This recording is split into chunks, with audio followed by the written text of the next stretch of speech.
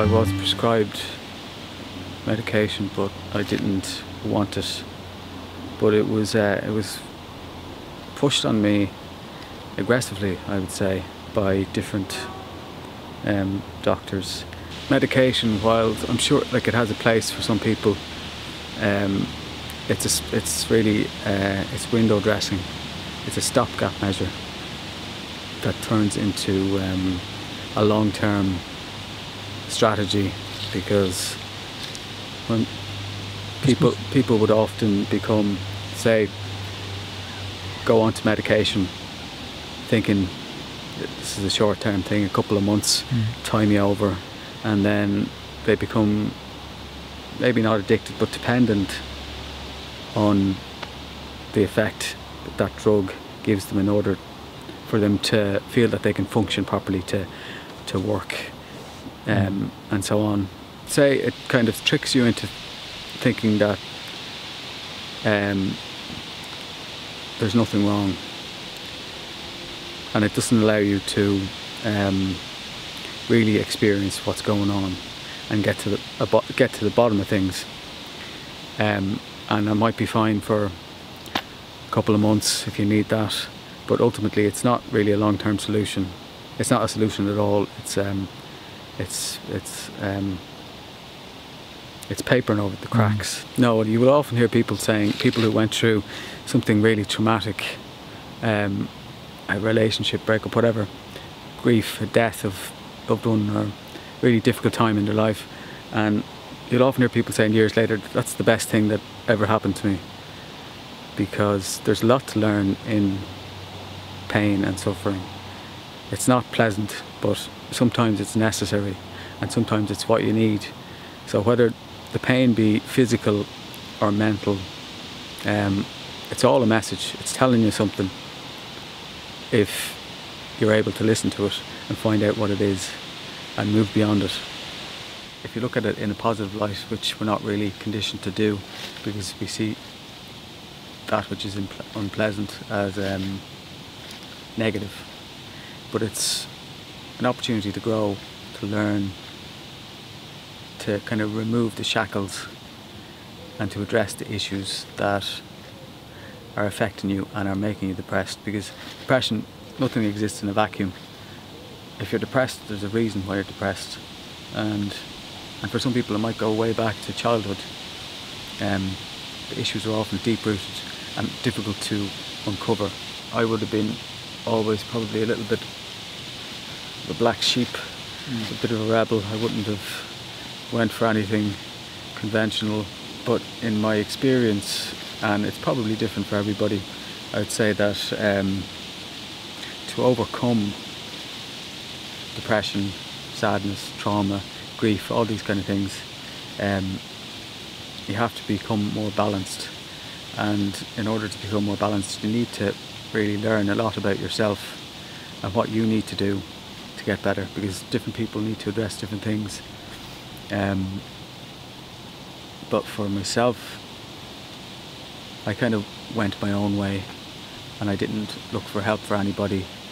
I went to see an acupuncturist, I went to a massage therapist, I started to meditate, and gradually over time I became more opened up and realised, because I got to a point where I was saying, right, I can't really go on living like this,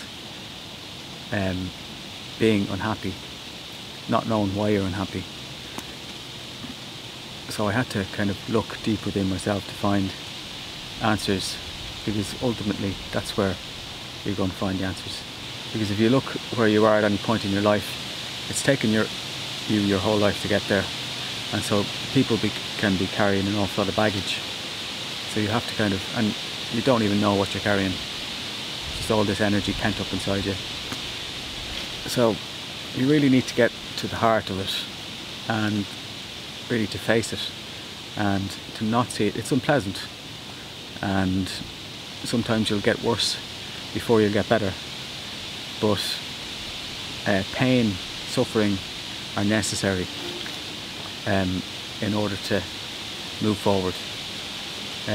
So if you look at it in terms of a scale, if you have, say, order here, and you have excitement here, and some people want to be ordered the whole time, some people want to be up here with excitement and happiness and stress and all that kind of brings, but where you need to be is kind of somewhere in the middle, because in your life there'll be excitement and there'll be order, and there'll be sadness and there'll be happiness and there'll be night and day and all these kind of things. So it's inevitable that you're going to have to deal with opposites of everything. And so if you're here, I want to be ordered all the time, when something excitement or stressful comes along, you're unable to deal with it because you're not balanced, and you swing forward to the excitement and you're overwhelmed by it, and then you, in a ritualistic fashion, you go back to your comfort zone and you retreat, and then you're swinging like this, you're totally out of whack. You're unable to deal with the highs and the lows, and it's not easy to get to that point where you're reasonably balanced and you can look at something negative, painful, like a death, a trauma, a relationship breakup, and you can look at that and say, okay, it's necessary, it's not pleasant, it's not nice, but you can go to that place and you can deal with it, and you can come back stronger and deal with the issues as they kind of arise, and you can, say, apply that to your life in general. And like, nobody's ever going to be balanced all the time. You will go through good days, bad days, but if you're generally working the whole time, you become more balanced. And when you get to that point, don't stop, keep going, because people can get to a point where they feel like they've overcome something, and then they say, right, my work is done now, and they stop, and then they fall back into the same bad habits. So you got to keep working on it every day. Well, with pain, you have to accept it, that it's a part of you. It's trying to teach you something. It's not trying to hurt you. That's what it feels like in the moment. It feels god awful, and you don't want to deal with it, and you don't want to push it away. And that's how we're conditioned. If something is negative, you fight against it, but you're fighting against yourself ultimately, because that's where the pain is coming from. That's where the energy is coming from. A lot of the time, it's from inside you. So you have to accept it, try to learn from it, let it go. And it's not always possible for people to let go of things. There could be some deeply traumatic issues, traumas in people's lives that they're not able to deal with, or they're not able to let go, but at least you can't kind of destroy energy, because that's what it all is, but you can kind of transform it, learn from it, and move on. So it's not kind of weighing you down the whole time. And ultimately, I'd say the best approach would be to try and let it go. But don't run away from it. Don't fight it. Just face it. Everything is kind of temporary. The pain's not going to last forever. That's what it may feel like, but nothing kind of stays in the same state forever. And if you let it come on, it'll eventually wash over you, if you deal with it and address it kind of in the moment. In terms of finding balance, you have to kind of explore yourself and what works for you. So what works for me mightn't work for somebody else. So you take, I guess it's what you would call an holistic approach. I would definitely say that meditation would be a great help to anybody. And it's difficult when you start into it at first, but I would meditate on a daily basis. Diet would play a huge part in it. When I was sick in and out of hospital, 5-6 years ago, and I was going through all sorts of tests and being prodded and poked, and I wasn't getting any diagnosis, and which at the time that's what I was looking for. That's where I was in my life, but because they couldn't put me into a box, they couldn't give me any advice apart from here's some anti-anxiety pills or whatever. So I decided I had to do something myself. I stopped going to the doctors, checked myself out, and I would have been interested in more natural forms of healing anyway. And I started looking into my own diet and changing certain things and cutting out processed foods, sugary stuff, and just eating healthier, more organic, drinking more water, simple stuff like to start. You don't need to go extreme, and I would say that is not a good way to go. Don't go for your 20-day juice fast or whatever, because it'll be like going on a diet and you won't kind of get there. Start off slowly, one step at a time, and find out what works for you. But in general, you have to kind of look at everything: diet, your relationships with other people, your relationship with yourself, your job, where you are in your life, what are you doing wrong, are you doing anything wrong? The medical model is kind of obsessed with treatment. That's what people are treated in a never-ending cycle, when we need to be looking at preventative measures that people can take to invest in their own mental health and well-being and physical health, because the two of them are linked. So you have to start with kids, really, with children at school, and encourage kids to express themselves creatively and to let them know that who they are and what they're good at and what they're passionate about. We don't get sick because we have an illness. We get an illness because we're sick. There's something already there, and that's in many ways what depression is. Mental health issues, physical issues as well.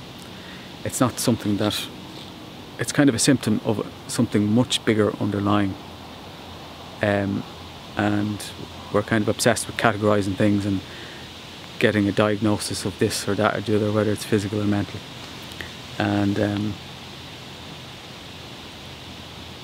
if you look at it as it's merely a symptom of something much, much bigger that's happening in somebody's life, and it's often been building up for years and years and years, and to eventually gets to a point where people can't cope anymore, and they don't know who they are, and they don't know how to get better, and the conventional treatment in terms of drugs is not really going to get you there as well. You have to really take an holistic approach and look at every aspect of your life, and you have to start with kids, because we ask kids, like, what do you want to be when you grow up, when you should be asking, like, who are you, what do you like doing, what do you not like doing, what are you passionate about, and whatever you want to do,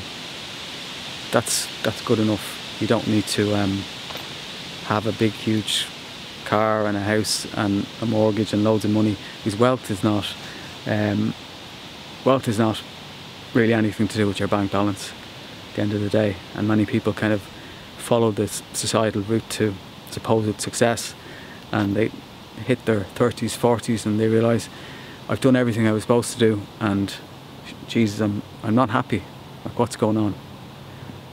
Because they've never been encouraged to express themselves and their creative side. They've followed the societal path to success, and they've got to a stage where their true self is biting back, and they hit 40 milestone in their life, and they realise they're unhappy, and they've no idea why they're unhappy. and that's not a nice conclusion to come to at any point in your life. But it will happen more and more and more if we kind of follow